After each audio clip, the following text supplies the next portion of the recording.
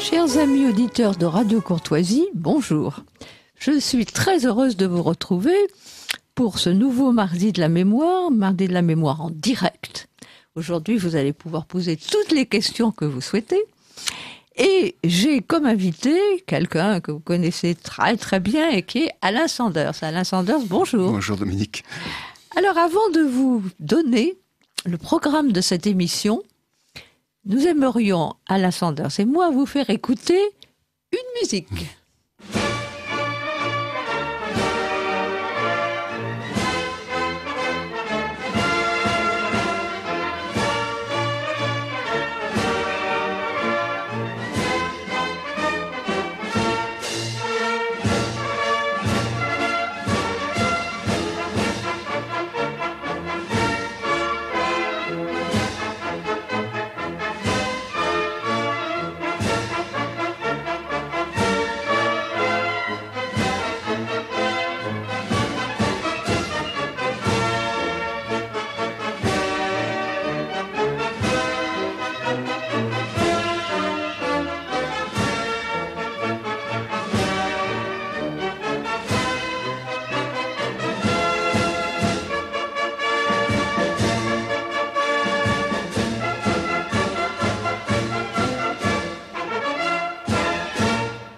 Chers amis auditeurs de Radio Courtoisie, je pense que vous avez compris, deviné quel est le sujet que nous allons traiter aujourd'hui, principalement, mais pas seulement, c'est-à-dire l'armée d'Afrique. Hein. Oui, c'était les Africains. C'est alors, Alain Sanders. C'est nous les Africains, bien voilà. sûr, qui revenons Racontez-nous de loin. un peu. Oui, voilà. Racontez-nous nous un peu. étions au fond de l'Afrique, gardiens jaloux de nos couleurs, quand sous un soleil magnifique a retenti ce cri vainqueur en avant. Et le refrain qui est connu, c'est nous les Africains qui revenons de loin. Nous revenons des colonies pour sauver la patrie. Voilà. Alors donc, on est dedans absolument, et nous allons précisément, effectivement, parler de l'armée d'Afrique. Voilà, et puis avec l'évocation récente à Toulon, justement, la palinodie ouais. de François Hollande qui a voulu parler d'armée venue du Sud pour ne jamais parler d'armée d'Afrique, pour ne pas rappeler la part prise par les pieds noirs du Maroc, de Tunisie et d'Algérie. On donnera peut-être des chiffres. Alors, on va être très honnête avec les auditeurs de Radio Courtoisie, parce que, et vous et moi, nous sommes, je pense, des gens honnêtes.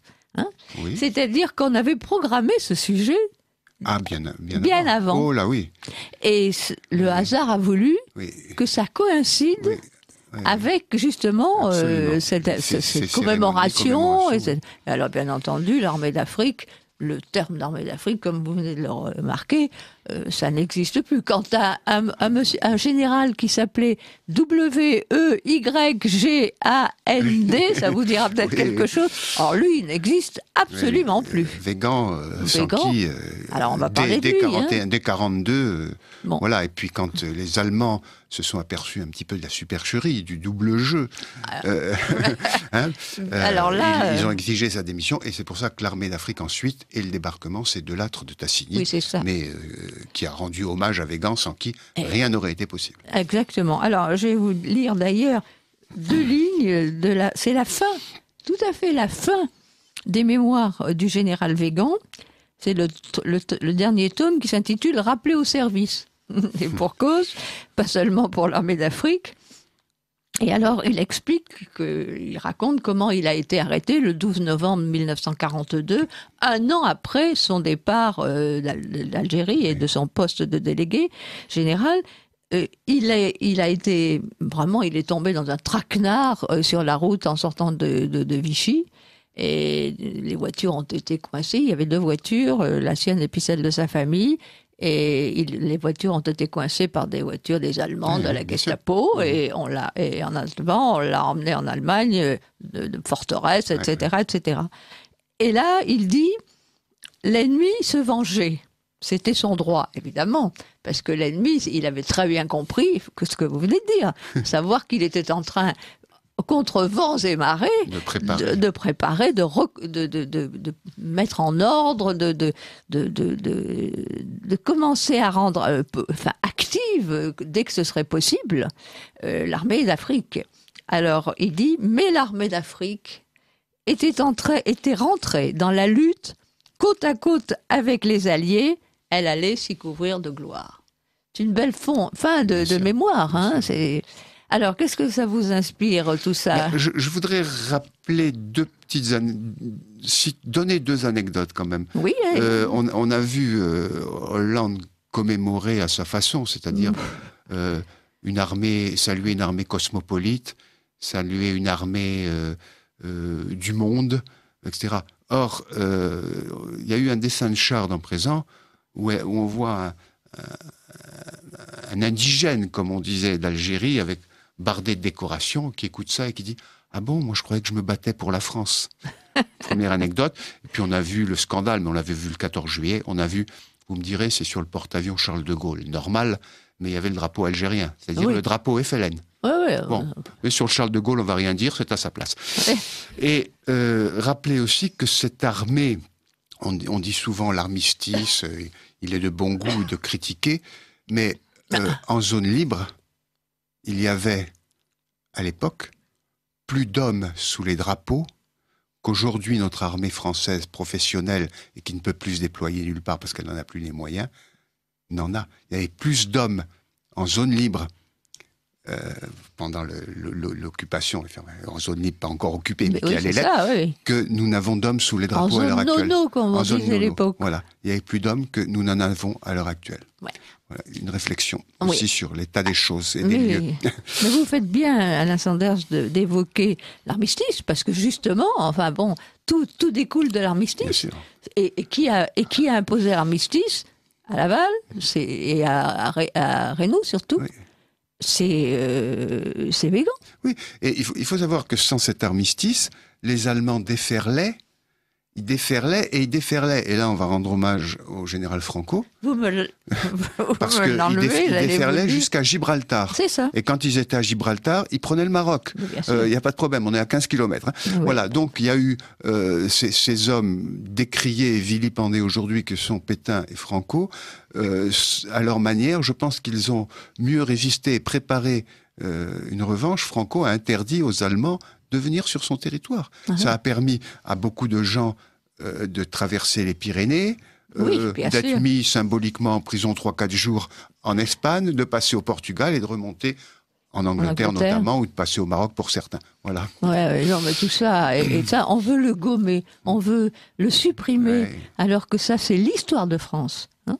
C'est vraiment l'histoire. Et on se dit que là, il y a ce mensonge permanent sur les vérités historiques qui gêne ces messieurs. C'est insupportable. Insupportable. Et c'est d'ailleurs pour ça qu'aujourd'hui, entre autres, nous allons parler de l'armée d'Afrique. Absolument. Alors, l'armée d'Afrique, commençons par faire peut-être un tout petit résumé.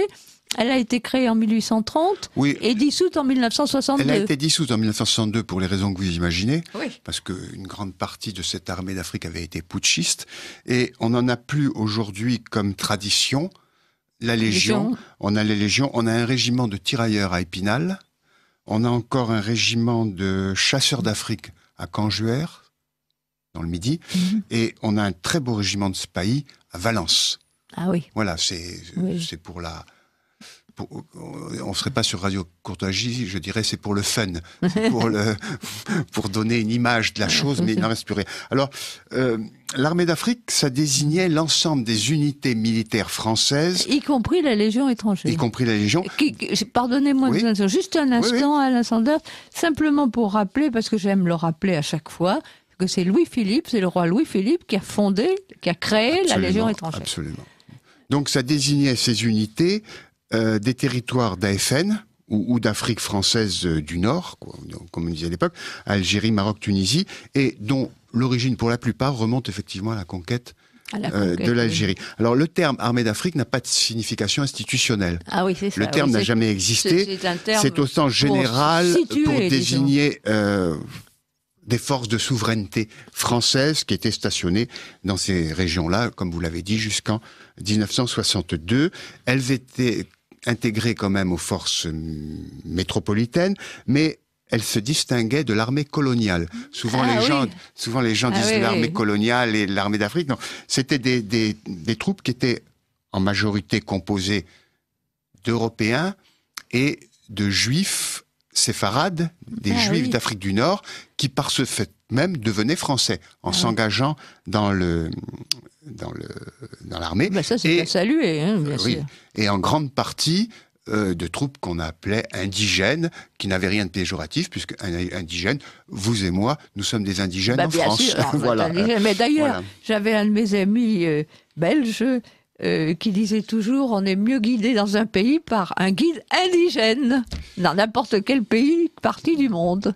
Indigène. Mais indigène, alors justement, peut-être on pourrait faire une petite incidente pour parler de ce film.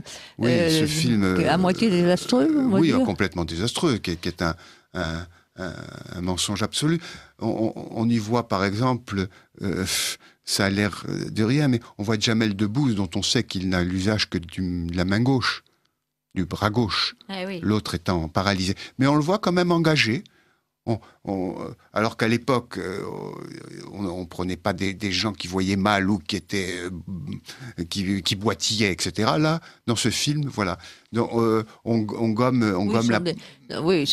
Ce sont des comment dire, le plaisir de faire tourner quelqu'un, même si ce quelqu'un ne représente pas vraiment bien le personnage. Alors, c'est le grand mensonge absolu. Il y en a eu un autre qui a été fait dans la foulée. C'est le film Hors la loi, qui concerne les événements d'Algérie, pour le coup, qui est un livre de Jean Monneret. Ça s'appelle La désinformation autour du film Hors la loi, et qui a été publié à l'atelier Folfer, dont les gens connaissent les coordonnées. Mais on les redonnera à la fin de l'émission, parce qu'on va parler aussi, durant cette émission, enfin à la fin de cette émission, je le signale aux auditeurs de Radio Courtoisie, Alain Sanders, comme disait ma grand-mère, et autres souvenirs du Maroc heureux, qui se passe dans la collection L'Étoile du Berger, à l'atelier Folfer. Alors je rappelle que l'atelier Folfer, F-O-L''F-E.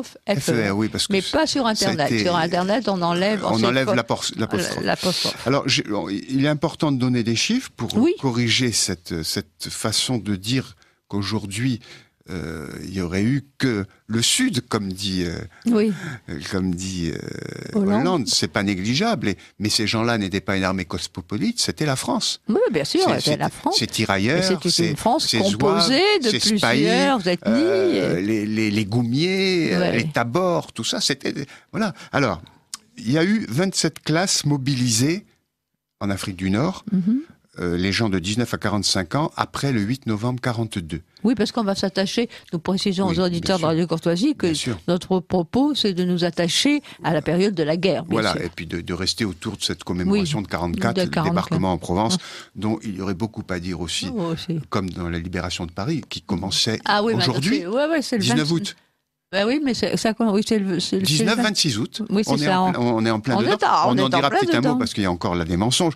Par exemple, on nous raconte le débarquement de Provence en oubliant de dire qu'il y avait quand même des alliés et que la veille de ce débarquement, il y a 10 000 paras américains, moins mis en lumière que ceux de Normandie.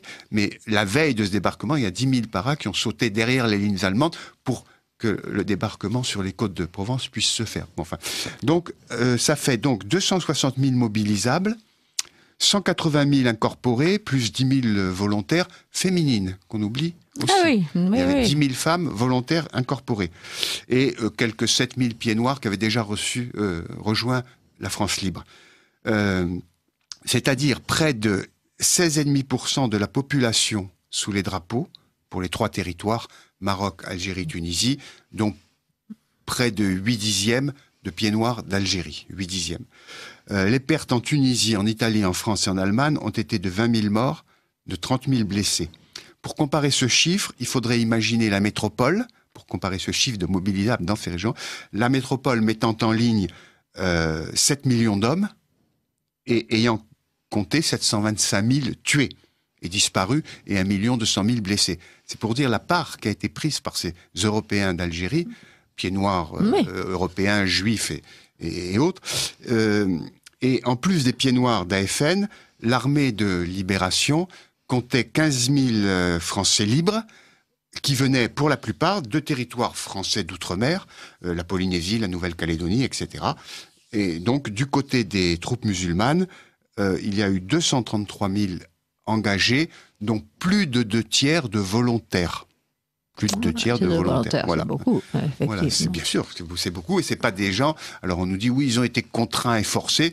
Le tiers qui reste, bien souvent, c'était dans les tribus, notamment kabyles ou berbères. Kabyle en Algérie ou berbères, c'est la même chose. Au Maroc. Ce sont les autochtones. C'était le chef du village qui disait toi tu t'engages, allez, hop. Voilà. Alors, bien souvent... Ah oui, mais enfin, c'était leur loi. C'était leur loi, personne. Ils ne partaient pas avec un fusil dans le dos. Oui, non, ça, je pense. Donc, voilà. Alors, est-ce qu'on peut remonter un tout petit peu le temps, de quelques années? Et bon, repartons de l'armistice, précisément. En juin 40, l'armistice est signé, qui donc permet de garder la zone sud de la France et l'Afrique du Nord. Avec plus de 200 000 hommes. Voilà. Alors, oui, il y a 200 000 hommes. Il y a 220 000 hommes. Il y a 220 000 militaires, soldats. En Afrique? Non, en zone nono. Ah, en zone nono, oui, d'accord. Et en Afrique? Alors, en Afrique, il y a l'armée d'Afrique qui sont là, mais qui sont un peu des troupes... il y a des appelés, de mais c'est briques souvent... et de broc. Oui, mais des troupes spécialisées. Oui, non, mais je veux dire, mais c'est pas... Il y a des légionnaires, il y a des tirailleurs. Au Maroc, il y a les goumiers. C'est ça, mais... Il y a les tabors. Ça ne fait pas une armée composée, quoi. Ça ne fait pas une armée composée. C'est pas une armée de mobilisés. Ouais. C'est une armée... professionnelle, on va dire. Voilà. Alors, que se passe-t-il? Eh bien, d'abord, alors le général Weygand, qui a donc promu l'armistice, devient ministre de la Défense, enfin de la guerre à l'époque, j'imagine. Et puis, il faut être sincère et honnête, il ne se plaît pas à Vichy.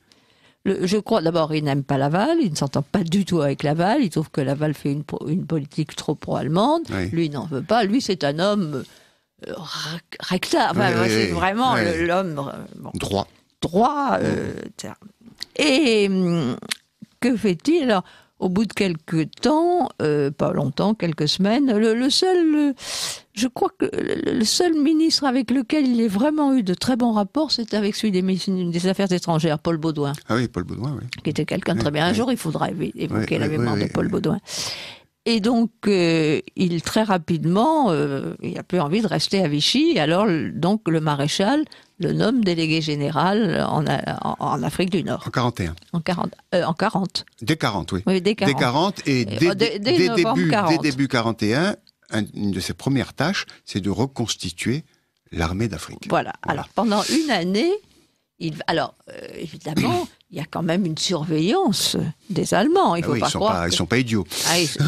Bon, alors ils envoient même. Il y a même des observateurs allemands qui sont envoyés à Alger et en Afrique du Nord.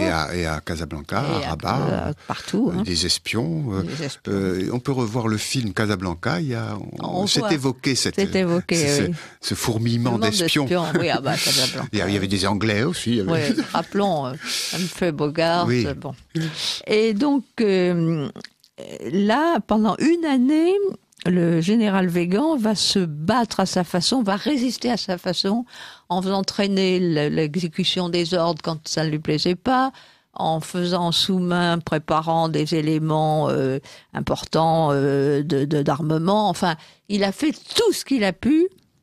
Et il a reçu alors des émissaires de Gaulle, bien sûr, un émissaire de Gaulle, qui voulait lui demander de rallier la France libre. Il a dit, je suis trop vieux pour m'engager dans la dissidence. Donc il est resté fidèle, il est surtout resté fidèle au maréchal Pétain, parce que le maréchal Pétain, c'était le vainqueur de Verdun, parce que lui-même avait été aux côtés du maréchal Foch pendant toute la guerre. C'était lui, le général Weygand, qui à Rotonde avait dicté les clauses de l'armistice aux Allemands. Enfin bref, c'était quelqu'un qui avait été aux premières loges et qui connaissait bien le Proche-Orient en plus, puisqu'il y avait été nommé à plusieurs reprises. Et donc voilà, cet homme s'est vraiment attelé à une tâche qui a été de reconstituer, enfin d'organiser, d'ordonnancer cette armée d'Afrique. Je retrouve les chiffres, là vous le demandiez tout à l'heure. Oui. C'est 240 000 hommes, l'armée d'Afrique. L'armée d'Afrique, 240 000 hommes. Alors ils sont en Afrique du Nord, au Levant. Oui. Et un petit peu en métropole. Il y en a aussi un petit peu en métropole. Ah oui, voilà, c'est 200 très bien, milliards. oui, c'est bien d'avoir les chiffres. Oui, mais ça donne tout de suite l'importance. Oui. Donc c'est lui qui va. Mais alors, comme vous le disiez si bien, les Allemands sont pas complètement idiots et ils vont se rendre compte très vite de ce qui se passe en Afrique du Nord, c'est-à-dire cette reconstitution, et ils vont exiger du maréchal Pétain le départ, le rappel de Weygand. Oui. Alors pendant une année, Weygand va être dans une espèce sur la côte d'Azur, dans une espèce de résidence surveillée. Mais, et ça revient à ce que je disais tout à l'heure, le 12 novembre 1942, il est arrêté par la Gestapo, là, cette fois-ci. Et donc, voilà, le remerciement, et comme on le sait par la suite, en 1945, quand l'Allemagne, la partie allemande sera libérée par les Américains, et ben, il sera arrêté sur les ordres de Gaulle, parce qu'il a refusé, Pierre Mesmer en parlait d'ailleurs, de cette histoire-là, des envoyés de la France libre au général Weygand.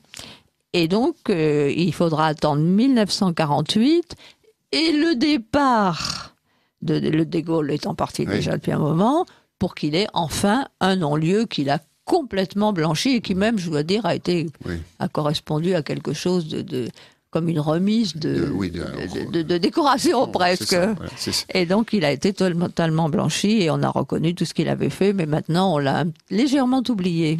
Oui. Alors on veut donc là il va y avoir le rôle de Join. Voilà, alors très important, justement. Voilà, le général Join. Qui est au fond... j'allais dire un peu le fils spirituel de Weygand. Absolument, voilà, et qui va lui prendre la relève, si j'ose dire. Mais oui, parce que lui, il est... Enfin bon, puis il y a les Américains qui vont débarquer, on le sait en 1942. Alors là, les Américains débarquent en Afrique du Nord en 1942, et l'armée d'Afrique, à ce moment-là, est placée sous les ordres de Giraud. C'est Giraud qui reprend immédiatement, lui, les combats, notamment... on oublie souvent cette campagne de Tunisie où l'armée d'Afrique a été très très importante pour chasser les Allemands de Tunisie et une partie d'Italiens.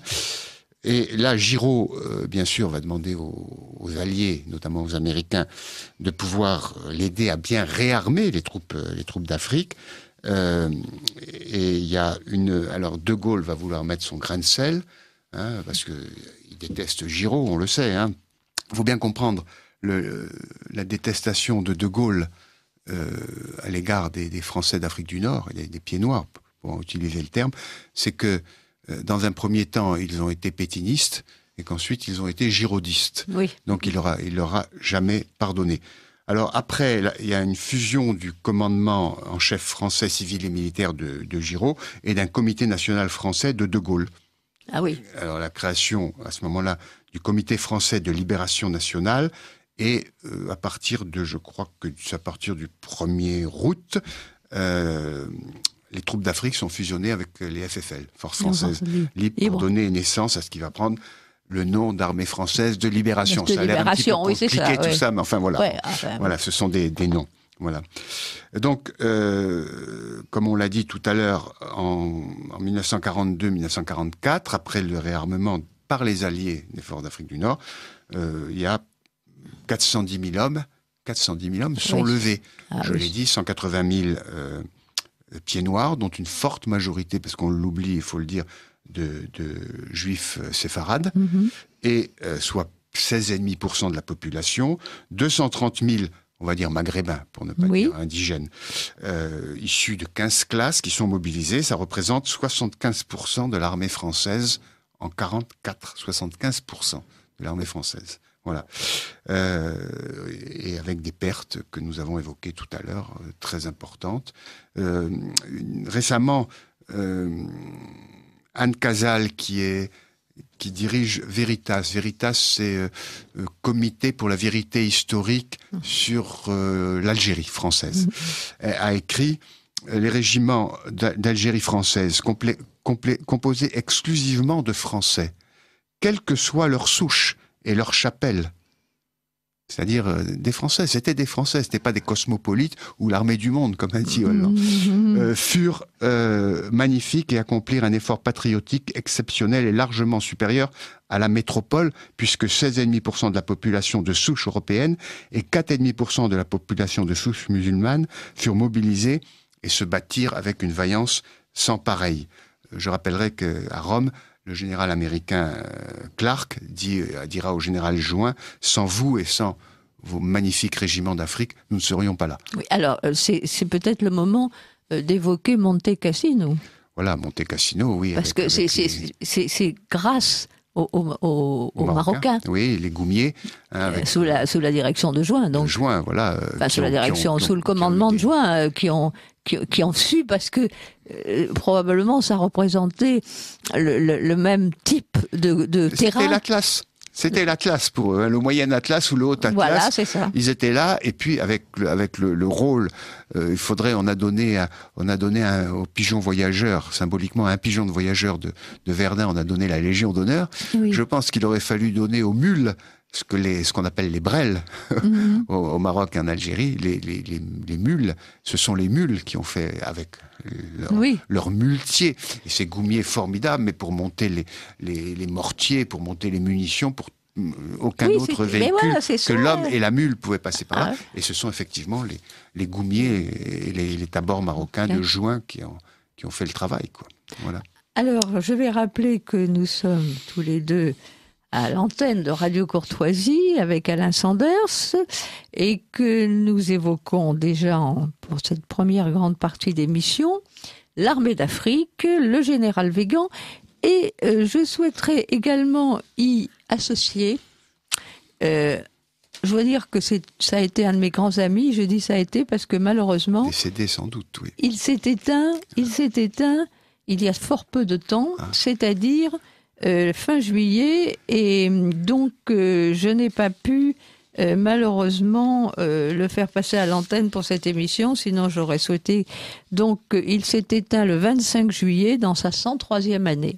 Et alors, il se nomme Georges Hirtz. Sa famille, comme on s'en doute, est d'origine alsacienne, mais il vivait bien sûr en Algérie. Alors, Georges Hirtz, je vais remonter le temps, d'abord, a fait partie de l'armée d'Afrique. Hein. Il a fait partie de cette armée, enfin de l'armée de libération. Hein, et avec un autre de nos amis qui était consul de Danemark en Provence, qui s'appelle Jean-Pierre Sorensen. Et tous les deux se sont battus. Et d'ailleurs, Jean-Pierre Sorensen assiste toujours aux manifestations qui rappellent le débarquement en Provence. Donc, Georges Hirtz, lui, était en Algérie quand le général Weygand est arrivé. Le général Weygand, qui le connaissait, et de réputation, et qui le connaissait, est allé le chercher là où il dirigeait les mines. Enfin, il s'occupait de mines dans le sud algérien. Et le général Weygand est allé le récupérer pour en faire son chef de cabinet civil. Donc, pendant 1 an, il a côtoyé le général Weygand et ses amis, dont je fais partie, et j'en suis très honorée, l'ont poussé à écrire ses mémoires. Alors, ça s'intitule, Weygand, année 1940-1965. Mais bon. Et donc, Georges Hirtz, et c'est un ouvrage qu'il a édité lui-même et qui est très beau. Et qui est très émouvant. Et qui est toujours disponible ? Alors, c'est le gros problème. Justement, j'en parlais il y a très peu de temps avec mon mari. Le problème, c'est que c'est lui même qui a envoyé les ouvrages. Alors, il a une famille remarquable. Hein. Il a eu 7 enfants. Et il a une famille remarquable. Alors, je ne sais pas si la famille va continuer à... Mais ça, j'en préviendrai, enfin, j'en informerai les auditeurs de Radio Courtoisie, parce que je suis sûre que ce livre les touchera beaucoup. Et donc, Je voulais aussi évoquer autre chose, mais on le fera dans quelques instants. En tout cas, lui, dans sa 4e de couverture, il met: si le drapeau français a pu flotter sur Berlin, le 8 mai 1945, aux côtés des couleurs des États-Unis, de la Grande-Bretagne et de l'Union soviétique, c'est essentiellement au général Weygand, rénovateur de l'armée d'Afrique, que notre pays le doit. Donc voilà, et donc lui, évidemment, il avait une profonde, ayant côtoyé le général Weygand pendant 1 an, il avait une profonde admiration pour lui, et vraiment, cet ouvrage est fort intéressant. Et puis, Georges Hirsch lui-même était un homme qui d'une certaine manière, ressemblait un peu physiquement au général Weygand. Oui, tout à fait. Il y avait quelque chose, quand on les connaît, enfin, quand on connaît le portrait de l'un et puis l'autre, c'est tout à fait remarquable. Qu'on est dans les indications, on peut donner 2-3 livres. Vous pouvez donner donc tout ce que vous Weygand, voulez. effectivement. Alors, voilà. Il y a un livre du général Taon, pour en savoir plus, qui s'appelle Avec les bâtisseurs d'Empire. Oui. C'est chez Grasset. Je n'ai plus les dates, c'est des livres un peu anciens que je donne, mais qui sont essentiels. Du général Mangin. Oui. Regard sur la France d'Afrique, publié chez Plomb. De Louis Bertheil, L'armée de Weygand, publié aux éditions de l'Albatros. Albatros, je ne sais pas si ça existe toujours. C'est une maison d'édition qui fait de très bonnes choses, très belles choses. Du colonel Pierre Le Goyet, La campagne d'Italie, aux nouvelles éditions latines, chez Nel. Et puis, bien sûr, la somme de Pierre d'Harcourt à la table ronde, L'armée d'Afrique. Voilà, avec ces 4, 5, 6 bouquins que l'on a dit, on est paré. Oui, mais alors, en plus, vient de paraître... Mais là, on est plus dans la guerre d'Algérie. Oui, bien sûr, enfin, mais enfin, quand même... oui, il est tout frais, celui-là. Parlons aussi, quand même, on reste en Algérie. Sûr. Je vous laisse alors, c'est ce livre qui a été... de Jean Guigon et Pierre Aubin. Ça s'appelle « Nous, appelés et volontaires en Algérie, pour les commandos de l'air », à l'atelier Folfer, dans la collection Xénophon. C'est un livre intéressant parce que d'abord, les commandos de l'air, il n'y en a pas eu énormément, il y en a eu 200. Ils ont été putschistes, donc ils ont été dissous. Généralement, il y a très peu de livres sur eux, et généralement c'est fait par les officiers supérieurs. Là, c'est 2 jeunes appelés, qui sont plus jeunes aujourd'hui, puisqu'ils avaient 20 ans au moment des événements d'Algérie, mais qui racontent ça, j'ai envie de dire, au ras des asphodèles. Hein, pas au ras des pâquerettes, les asphodèles d'Algérie. Voilà, ils sont appelés, ils y vont volontiers. On leur dit, voilà, on est en train de former des commandos, un commando de l'air, ben pourquoi pas, ils y vont, et puis ils vont y aller, et puis c'est leur vie quotidienne, leur malheur, leur joie, les Noëls avec une boîte de conserve, les blessures, c'est tout à fait intéressant, et c'est peut-être le premier vrai livre sur les commandos de l'air. Sur les commandos, et alors je signale aux auditeurs de Radio Courtoisie que sur la couverture, enfin en couverture, il y a une carte. Oui, avec ça c'est très bien fait. La carte des opérations. Oui, la carte des opérations. Surtout postée. Et un hélicoptère pour montrer. Et les auteurs, au moins un, Pierre Aubin, sera mon invité d'une émission d'un dimanche matin. Je crois que ça sera l'émission du 12 octobre. Ah, très bien. Très très bien. Ben, écoutez, vous faites bien de signaler ça aux auditeurs de Radio Courtoisie, car c'est aussi la façon de leur rappeler, ils le savent, qu'un dimanche matin sur 2, à 8h30, vous dirigez le journal de la promesse. Le journal de la promesse, qui est toujours très, très, très sympathique. Qui est hétéroclite au sujet, puisque les sujets sont variés. La promesse, c'est beaucoup, c'est souvent de choses. Hein. C'est souvent J'aurais aimé l'appeler, mais ça s'est trouvé comme ça, mais j'aurais aimé l'appeler le journal de la plus grande France. Oui, c'est ça. Enfin, la promesse, c'est beau. La promesse, c'est prometteur, n'est-ce pas? Voilà. Non, mais c'est bien, parce que cette émission, d'abord, c'est courageux de venir faire une émission le dimanche matin à 8h30. Mais elle repasse le soir à 21h30. Elle repasse le soir. Non, mais c'est courageux pour vous. Matin, oui. Oui, parce que moi, quand je l'écoute le dimanche matin, je suis chez moi, tranquillement, après mon petit déjeuner. Alors, donc, c'est sans problème. Mais c'est agréable parce que, généralement, je suis toujours avec Sandrine à la technique. Oui, c'est vrai, qui est là aujourd'hui d'ailleurs. Et avec Sophie. Remercie de nous faire cette belle émission. Habituellement, quand elle n'a pas de problème avec son papa, qui est en pas très bonne santé. Mais donc, le dimanche matin, je suis entouré de 2 anges. Alors, je suis bien. Ah bah, très très bien. Bon, de toute façon, il y a beaucoup d'anges gardiens blonds et féminins à Radio Courtoisie. Hein. Sans compter, par exemple, nos charmantes bénévoles qui prennent les messages. Hein. Donc, et puis Amandine qui s'active au secrétariat. Enfin, de toute façon, c'est une merveilleuse équipe, l'équipe de Radio Courtoisie. Je crois, c'est une Je pense être bien placée pour vous en parler. Oui. Et je crois que vraiment, moi, je l'apprécie énormément, en tout cas. D'ailleurs, et puis, on n'oublie jamais, je le fais souvent le dimanche, de rappeler qu'on est au mois d'août, que vous avez la chance, pour la plupart des émissions, d'avoir des émissions en direct. Oui. Hein, vous avez du direct, vous avez des gens qui sont là. Alors pensez-y, parce qu'en même temps, c'est l'époque où les gens sont moins mobilisés. Pendant ce temps-là, les frais de Radio Courtoisie courent. Oh oui, mais alors pensez-y bien. Vous avez tout à fait raison, voilà. Cher Alain Sanders, d'évoquer ça. Effectivement, les frais courent, comme vous dites, parce qu'il y a du direct, il y a des préenregistrements, il y a tout ce qu'il faut. Et c'est vrai que le secrétariat aurait bien besoin d'être rénové après le studio. Hein. Ça, je crois que les auditeurs de Radio Courtoisie qui ont pu venir dans le secrétariat sont effectivement conscients. Et je crois que Henri Delesquin leur a rappelé hier soir, mais et ce matin en rediffusion, mais les caisses ont besoin d'être remplies. Voilà. Alors, c'était une formule. Oui. Et alors oui, avant que nous passions au sujet nous allions vers le Maroc. Je voulais lire également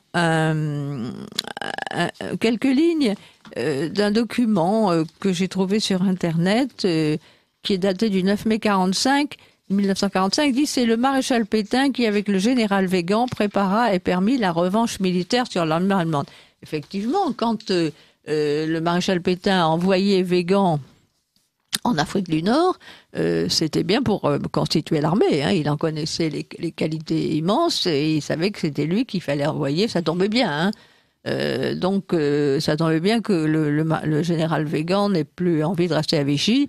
C'était pour le maréchal Pétain. Il fallait qu'il envoie. De toute façon, il aurait envoyé quelqu'un. Mais le choix de Weygand pour être envoyé en Algérie, reconstituer l'armée, était vraiment le choix qu'il fallait. Quoi. Et donc, mais disons que c'est quand même le maréchal Pétain qui l'a envoyé. Alors, je crois que là, c'est une bonne vérité à dire encore. À rappeler, oui. Ouais. Alors, cher Alain Sanders, est-ce que vous souhaitez nous donner encore quelques éléments sur l'armée d'Afrique ? Je voudrais reciter un petit texte d'Anne Casal qui a bien résumé les choses. Les rescapés, donc de cette armée mobilisée en Afrique du Nord, auront droit à des médailles. Ils étaient fiers de les porter. Ils ignoraient, hélas, que moins de 20 ans après leurs exploits, leur terre cesserait d'être française, que leurs monuments aux morts seraient détruits ou noyés dans du béton. Alors là, elle fait écho au monument aux morts, très beau monument aux morts, qui était sur le forum à Alger, qui est dans une chape de béton. Alors il y a une campagne en ce moment, parce qu'il n'a pas été abîmé, c'est déjà ça. Donc il suffirait d'enlever le béton et de le ramener, de le rapatrier, on va dire. Donc leurs monuments aux morts seraient détruits, noyés dans du béton, et que non seulement on leur enlèverait la possibilité de confirmer leur attachement à la France, et là elle pense aux harkis, elle pense aux pieds noirs, elle pense à ces populations israélites, mais encore qu'on les pourchasserait comme des bêtes pour truffer leur corps supplicié de leurs médailles militaires ou les étouffer en les forçant à les avaler. Ce qui a été le lot de beaucoup d'indigènes, comme on dit, qui ont été... oui, c'est un très beau texte. Hein. Très beau texte, voilà. Donc c'est nous les Africains qui revenons de loin. J'ai fait un petit papier et à la fin, avec l'âge, je deviens parfois un peu amer. Je dis, parfois je me demande, dans mon esprit, parfois je me demande est-ce que ça valait le coup. Mais je dis ça, c'est une autre histoire.